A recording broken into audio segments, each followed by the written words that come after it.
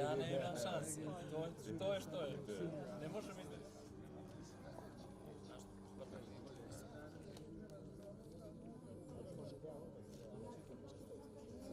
Poštovane dame i gospodo, uvaženi gradonačelniče, izvinjavam se, dragi kolege.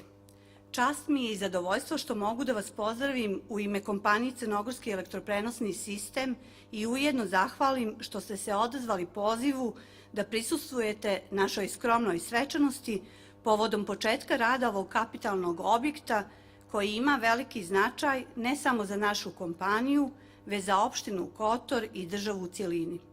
Ovdje smo u Škaljarima, ispred novoizgrađene trafostanice koja će omogućiti da Kotor dobije sigurnije i kvalitetnije napajanje električnom energijom, što su negdje i glavni benefiti ovog elektroenergetskog objekta. Ipak, o projektu izgradnje trafostanice Kotor i pratećeg 110 kV dalekovoda Tivat Kotor više iz vizure izvršnog direktora Crnogorskog elektroprenosnog sistema gospodina Ivana Bulatovića, pa ga ovom prilikom i pozivam da uzme riječ.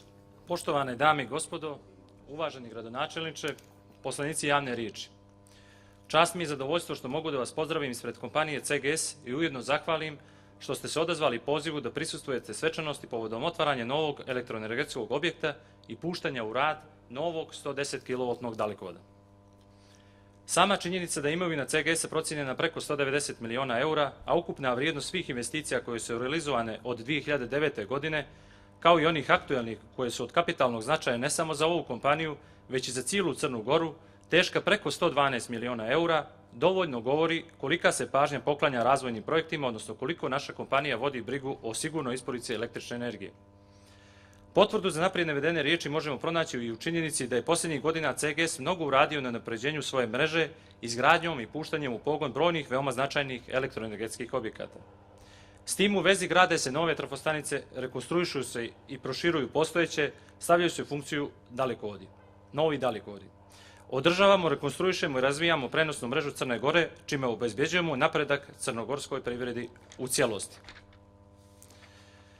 Zato dva značajna razloga su nas danas okupila baš ovdje u Škaljarima, ispred novoizgrađene trafostanice 110 na 35 na 10 kV Kotor, na prostoru koji će omogućiti svima nama da intenzivnije doživimo kompaniju Crnogorski elektroprenosni sistem i bolje razumijemo njenu misiju i njen značaj u privrednom životu Crne Gore. Izgradnja trafostanice 110 na 35 na 10 kV Kotor i 110 kV dalekovoda Tivat Kotor je projekat priključenja jednog od najznačajnijih turističkih centara Crne Gore na prenosnu mrežu, čime će značajno povećati sigurnost i kvalitet napajanja električnom energijom.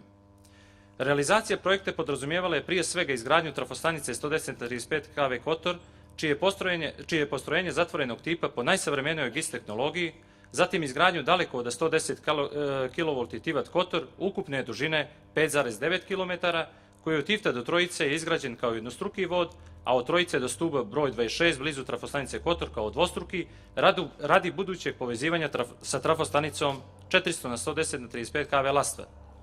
Pored navedenog, CGS je u TS Kotor ugradio novi transformator snage 20 MVA.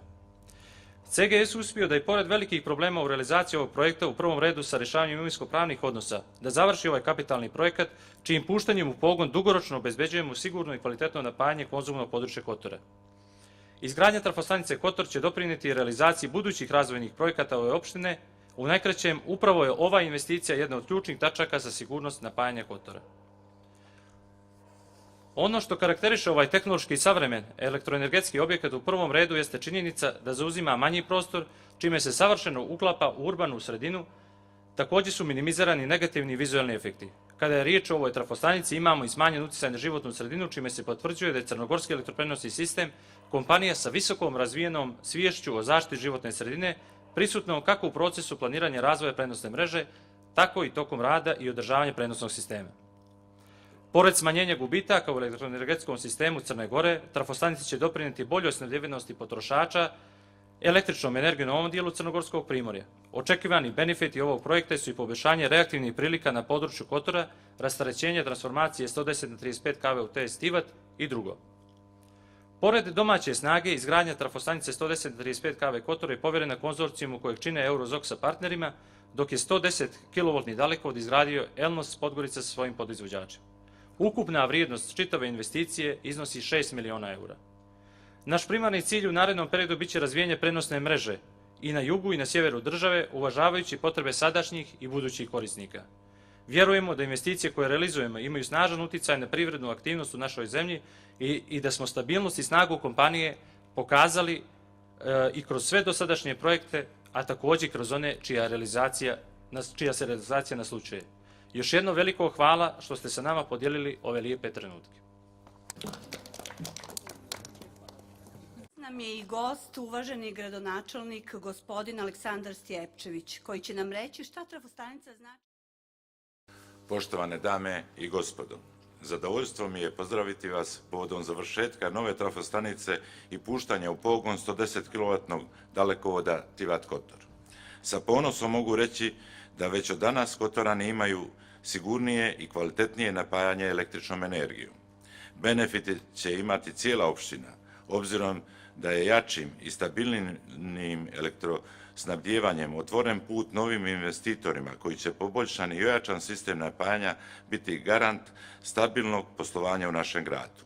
U ime građana Kotora i svoje lično čestitam Crnogorskom elektroprenosnom sistemu na realizaciji ovog projekta kojim je dodatno podignut kvalitet života na obostrano zadovoljstvo. Hvala vam. Hvala.